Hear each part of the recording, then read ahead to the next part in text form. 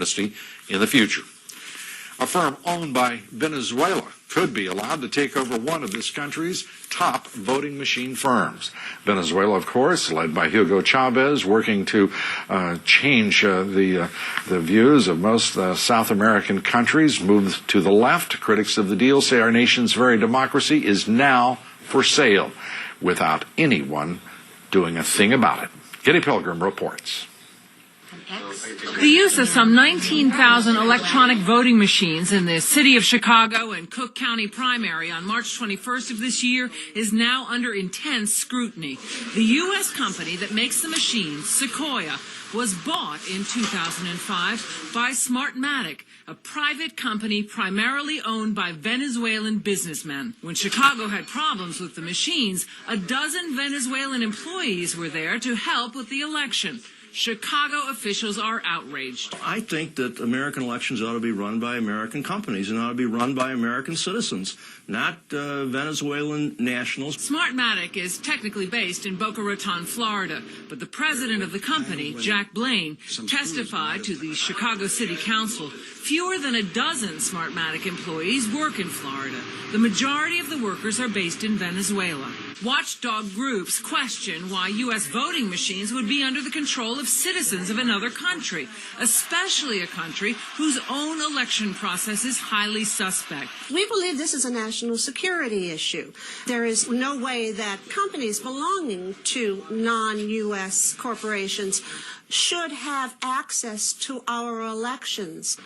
The Treasury Department is supposed to monitor sales of U.S. companies to overseas investors where there is a question of national security, such as in the Dubai Ports deal, the so-called CFIUS review process. Some in Congress are demanding an investigation. In the case of Smartmatic, there are a number of unanswered questions. That's why I wrote to the Secretary of the Treasury and asked them to review the ownership.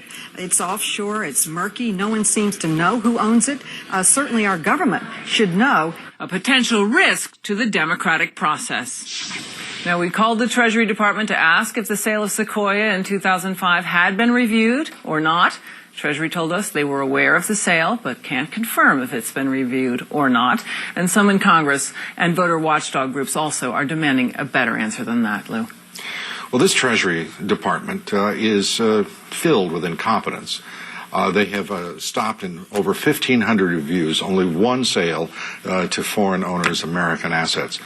But a voting machine company, critical to this country's election count, and they can't tell you whether or not the Committee on Foreign Investment in the United States reviewed it or not? They have no answer for us. And these are the most arrogant, incompetent, bureaucratic idiots.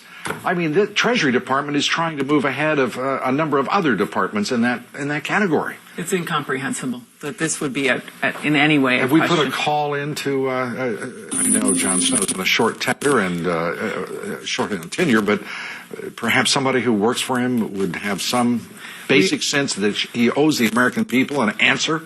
Lou, we have been trying to get the officials. They said they thought it was a company. So there are a lot of people in murky territory right here, and I think it really does deserve some examination.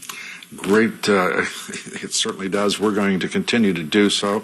I think we need to tip our hat to the Congresswoman. She did a marvelous job in looking into this, and hats off to her. At least somebody is trying to make some sense. This administration, call the White House. Let's find out the answer so this audience knows exactly what's going on by Monday evening. And this is ridiculous. We are looking into it actively, Lou. Thank you, Kitty. An outstanding report. It just burns me up. Coming up next, an independent service station owner accused Big Oil of price gouging. Now they're trying to put him out of business.